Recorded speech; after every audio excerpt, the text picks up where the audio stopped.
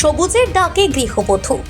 সাকুলে 2-3 কাঠা জমি রয়েছে নিজের, সেই জায়গায় এবং বাঁকুড়ার মতো খরাপ্রবণ জেলায় নার্সারি তৈরি করা রীতিমতো কঠিন কাজ, তাও আবার বাঁকুড়ার মতো দাবদাহের জেলায়। এমনটাই করে দেখালেন এক অতি সাধারণ মহিলা। বাঁকুড়া 2 নম্বর ব্লকের বিকনা গ্রামের বাসিন্দা তপতী সিংহ ঠাকুর একাই নিজের উদ্যোগে এই জায়গাতে একদম শূন্য থেকে শুরু করে গরমকালের মধ্যেই ভালো ফল এনেছেন তিনি। ব্যক্তিগত শখ ছাড়াও অর্থ উপার্জনের কথা মাথায় রেখে তপতী দেবী শুরু করেছেন এই নার্সারিটি। একজন গৃহবধূ ছাড়াও আরও একটি পরিচয় রয়েছে তপতী দেবীর। বাঁকুড়া 2 নম্বর ব্লকের তৃণমূলের চেয়ারম্যান তিনি। ফলে ব্লকের এবং কিছু পঞ্চায়েতের কাজের মধ্যেই এই নার্সারি তৈরি করেছেন তিনি। 3.5 কাঠা জায়গার উপরে তৈরি এই নার্সারি।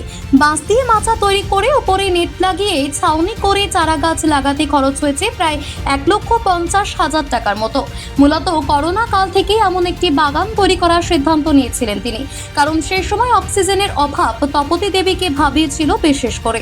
সেই স্বপ্ন পয়লা বৈশাখে সফল হয়। এই মুহূর্তে বাঁকুড়ার চরম গরমকে উপেক্ষা করে তার এই নার্সারিতে রয়েছে মোট 265টি পেঁপে, 300 থেকে 350টি লঙ্কা এবং 500-র মতো টমেটো চারা এবং বীজ। এছাড়াও দেওয়া হয়েছে ফলের অর্ডার, যেমন বিভিন্ন জাতির আম, পেয়ারা এবং ক্যাপসিকাম। মূলত সকালবেলা এবং বিকেলবেলা চলে নার্সারিতে পরিচর্যার কাজ। গত বুধবার বিশ্ব পরিবেশ দিবস চলে গেল, আর এই দিন যেন বেশি করে মনে পড়ে যাচ্ছে বাঁকুড়ায় তীব্র গরমের কথা। গাছ লাগাবার পাশাপাশি প্রয়োজন পর্যাপ্ত বৃষ্টির এবং সচেতনতার। তবে পড়ে থাকা জমি ফেলে না রেখে সেখানে ছোট ছোট নার্সারি তৈরি করলেও কিছুটা শ্যামল হবে বাঁকুড়ার প্রকৃতি। সেই কাজটাই করেছেন তপতী সিংহ ঠাকুর। এমনিতে আমি টিএমসি করি, আমি ব্লকে চেয়ারম্যান আছি।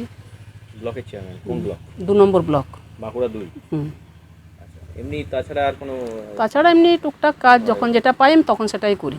পঞ্চায়েত থেকেও কাজ করি। এটা নার্সারিটা এটা কতটা জায়গার মধ্যে? 3.5 কাঠা। 3.5 কাঠা। তো এখন অবধি আনুমানিক খরচ আপনার কত হয়েছে?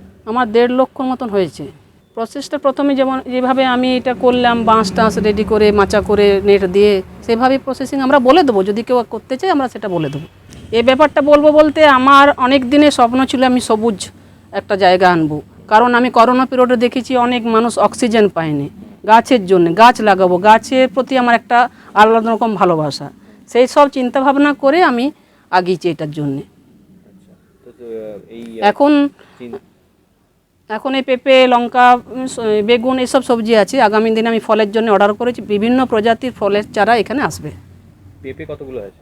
পেঁপে মোটামুটি এখানে 265টা এখন আছে, বীজ বেরিয়েছে। আরও সব ওই লঙ্কা আছে আর বেগুনটা আছে আর পেঁপে, লঙ্কা কত? আর টমেটো। টমেটো লঙ্কাটা হবে আপনার 300 350 এখন বেরিয়েছে। টমেটো 500-র মতন বেরিয়ে গেছে।